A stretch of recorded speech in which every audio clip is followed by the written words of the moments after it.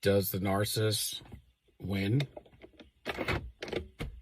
That is what we're going to talk about, because I keep getting that, and people believe that the narcissist always wins. They always look like they're winning.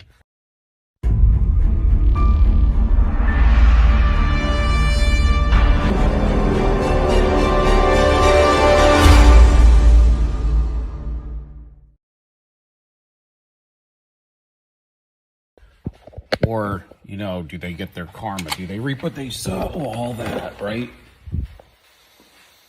Well, they never win. They never win, because even if they were to win, they're never going to win. Because they're going to hell, y'all. I don't understand how to explain this to you, but when you have experienced a narcissist like I have, or as many of them, and as deep and as evil as they get, you're going to realize at some point in time that because there is no history of these people getting any better, that you can just about bet your bottom dollar that they're never going to go to heaven. So let's say they win, okay? They win. They win in this world. And listen, if you've met with a devil and a demon, you got to believe in the biblical narrative. If you met with a narcissist, and you've met with a pretty good one, you're going to know that it was the damn devil in human form. So if you believe in the demonic, you're going to have to believe that there's a heaven.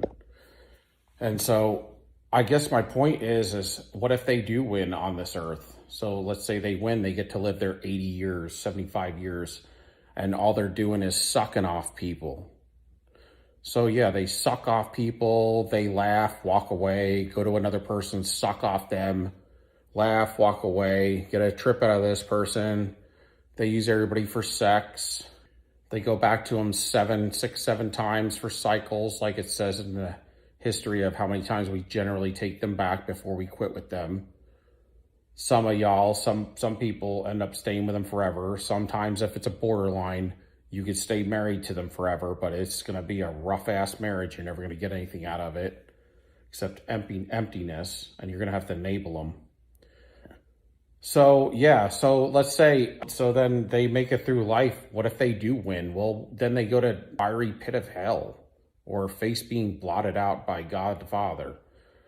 So the Almighty Creator creates all of this stuff, and when we come to Him, it's kind of like you want to promote something in yourself. You know what I mean? You want to be like, yo, like, I appreciate you and I did this.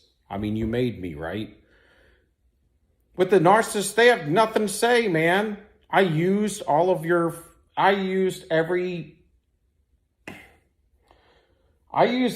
resource that you had on this earth for evil. I mean, like, what is that, And then they're going to be sent to hell, man. I mean, they were in hell already being here. Yeah, it does look like, and they may even enjoy what they do, although I don't think so. But they're walking around with an inferiority complex. They are inferior to you, okay? As much as we don't like to judge a hierarchy of people being better than others, these individuals are inferior to you. And they're telling you and showing you by coming to you and trying to put you down. When somebody comes and their main event is to put you down, it's because you are above them. You are stronger than them. And the only thing that was different here is when they come to you, they don't tell you that they're your enemy. So then all along, you think they're more powerful, that they enjoy what they do, that they're all seeing, all knowing, and they get away with everything. It's not true. I mean, if you had the heart, if you were able to become disheartened enough to where things didn't bother you, and then try it yourself, I mean, it's terrible, man. You would have to go to somebody that's a good individual and fake it till you make it with them. And then once you get them to trust you, destroy them so you can get happiness. and steal everything out from under them while you're with them and then walk away laughing? That to me is not winning at all, y'all. That's a coward. That's a coward, man. That's like starting a war with somebody and they don't even know the war is going on. It's like if you'd come to me man to man, I mean, man, you know, whatever. If you come to an individual and be like, yo, it's war, y'all, then at least like I have, you know, we have, it's equal. But you're cheating. You're cheating from the jump when you come to go try to start a relationship with somebody and you're out to destroy them. You're already a cheater, whether you're cheating on them or not. You're basically cheating because you're cheating in the, if this is a game to you, you're cheating in the game. At least come to them, just come to a person and tell them, hey, this is war. So at least I know what I'm dealing with. That's why people always say they have more respect for an overt narcissist than a covert narcissist, because at least an overt narcissist, you know they're an asshole up front. You know they're a dick, they're an asshole, and you know what they're about, okay? That's why I'm always saying in these podcasts that, you know, we don't even have to worry too much about the overt narcissist because we don't go for those. It's like, who goes for another overt narcissist is going to be somebody who is either, they're going to be usually another narcissist, in my opinion. Or somebody that's very, like, desperate to, on the come up. And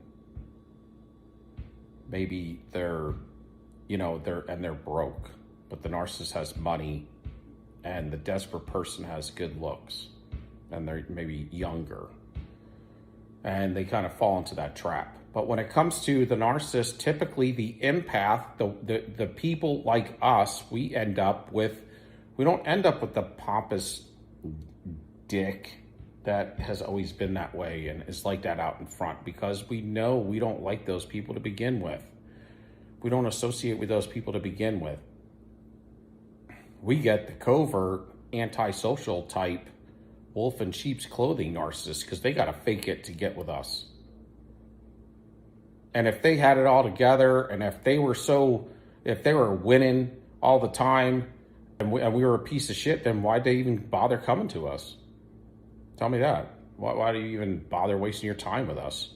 So you got to come to us and then you want to spend some time with us, try to get us hooked and try to steal everything out from under us, including our soul energy, our traits, and our friends, things we've acquired, our love, our joy, our peace, our energy, our fuel. You're crazy, y'all. Those fools have to run around to satisfy the demons in them, and they won't be able to survive if they're not running around trying to get energy for the damned demons that live inside them, because they cannot create energy when you have something damned living in you, a dead, damned, already damned by God demon. Then that individual cannot produce its own energy. That's why you'll find that a narcissist does not have love, because God is the definition of love. Okay, so the first sign of somebody that's demonically possessed is going to be they have no love, because what God is defined as is love, y'all. So that's number one. Then they come to torment and turmoil and create turmoil, confusion. Satan's the author of confusion. He's the destroyer. He's the angel of death. He comes to torment. Demons come to torment. That's the number one sign of a demon, is to torment. They come to you to do all of these things. They want you to become like them, because that's how they got hijacked. The way they got hijacked and the way that they felt trapped to this, maybe as a young child, in adolescence or whatever, is how they come to you and they try to hijack you, because that parasite has got to expand. And as they became an arm of the parasite, they want you to become an arm of the narcissist. That's hooked to them, because they desire more and more fuel. They're insatiable. Demons are insatiable. They're never happy. It doesn't matter at some point how much you give. They're going to need not just your giving, but somebody else is giving too. It's going to get to a point to where it's going to be outside of what you can soulfully accommodate for them. It's just not going to be available to you. That's how this world system is. That's how these rules are in this world system. We didn't make them, God made them. God made them for the good and for the evil. And, you know, the evil do have separate set of rules. They can do different things that, you know, holy angels can't do and godly people shouldn't do if they're going to walk down the path of holiness or godliness. Okay, but the narcissists, the demons, and the fallen angels do not give a damn. They will push that note as far as God will allow them to operate in their evil ways. They will do it. And they have to seem to tell the truth, because that's what the whole hierarchy of this world system has to do. It's the same way whether you look at the narcissist, the Illuminati, or all these conspiracy theories. They're not theories, they're conspiracy facts, because they're scientifically proven that whatever they claimed happened could not happen scientifically. But anyway, when it comes to these things, they always tell you the truth. But if you don't have truth in you, you will not hear it. If you're not keen to it, you will not accept it. But they do. The narcissist tells you the truth, and I always say when they come to get you back, to hoover you back, to tell you something, to get something back to you, it usually comes to you from around the corner. And the same thing goes for when they tell the truth. They tell you from around the way, around the corner, or through a conversation that is subtle. It's subtle. They'll tell you the truth subtly, but you got to be keen to it, and you got to be able to put the pieces together to get the true answer. And for all y'all that seek closure, man, you got to just know that this is what you're dealing with. You're not going to get closure like you get from another individual from humanity. Well, we tried to work it out. It didn't work out. We fought a lot. We just didn't, match up together. Fine. We went our separate ways. I'm sorry. You're sorry. We're both sorry. Now we're going to move on with our life. Maybe we could be acquaintance friends, maybe not. That's fine too. But when it comes to the narcissist, you can do none of that. You can't be friends with them. You don't want to know them. They will corrupt you more and more. They will always push the boundaries. And that's why even if you are supposedly friends with them after, they're going to push the boundaries. They're going to either try to destroy you again, or they're going to try to hoover you back when you're in another relationship. And you can't have that toxicity.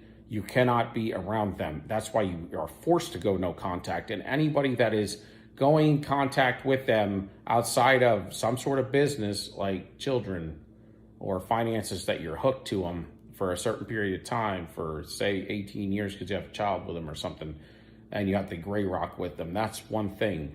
That's what you have to do. But it doesn't, if you don't have anything connected to them, and you are talking to them at all, whether you're having sex with them or not, you're part of their harem, and they have control over you. They are still affecting your life, whether you like it or not, or whether you believe it or not. They still have influence over your life, and they know this. They still have a way in, and they know this, and they still have a way to affect your blessings, whether you know it or not, because as long as you have some sort of line of communication open to them outside of gray rocking for your children or some sort of business or something that you're hooked to them with because you absolutely have to and there's no way out of it, but you got to go straight business when it comes to those situations. You gray rock and straight business, and that's it. If it ain't about the business, if it ain't about the children, then I don't want to talk about it. I don't want to hear anything else about whatever you're doing, your relationships, whatever. And that's how you got to be. If you think that they're winning, they're never winning, y'all. The only reason why they look like that and they silent treatment you that way is because that's all that they know. They've been doing this since childhood. And they would do that because what happens is as a child, they were never taught anything. A lot of times what happens is they may even be very educated, but when it comes to on a common sense level, when it comes to in the home, when it comes to anything emotional or kind of dissecting things in real life, as far as having some sort of like constructive criticism to understand situations. That stuff does not go on in a narcissistic family unit. You do what you're told, and you're told what to do, what to eat, and where to go. And for a lot of these people, they never think for themselves, and they only outside of education. So they could learn 5 languages, but they'll have no common sense. They can learn 5 languages, but they'll have no emotional support. They can learn 5 languages, but they'll have no love. They can learn 5 languages, but when they get out there and they have to have conversations with people that live in humanity, that have been through all kinds of different situations, that they had to think for themselves to get out of these situations and learn from them, and to gain common sense, and to gain ground, and to know how to decipher through things in life to get where they got, because that's the only way you can. And it was, it's just the way it is. Now, the narcissist did not grow up that way, and they don't have common sense. They can't really have deep conversations a lot of times because they didn't operate this way. They did what they were told. They usually were never, if they were a golden child, they were never told no. And even if it was a trauma child, they probably just never had parents around. A lot of times that's the case. There was no parents around, so there was no kind of structural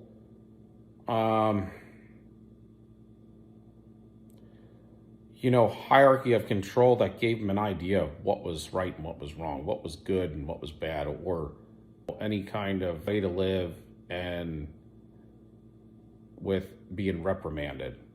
So it's kind of almost like a golden child, because it's like a wayward child. So you have a golden child and a wayward child, for instance.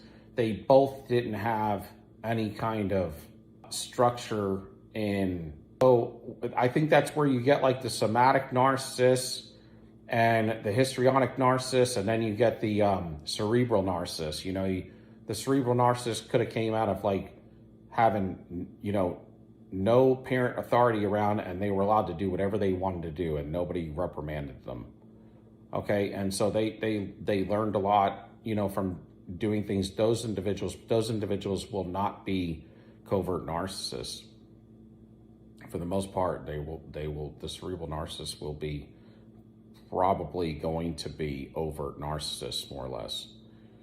The somatic and the histrionics are going to be more of the covert type narcissists. And that's because they grew up probably as golden children. They never had to make decisions. They were handed everything on a silver platter. They were never told no.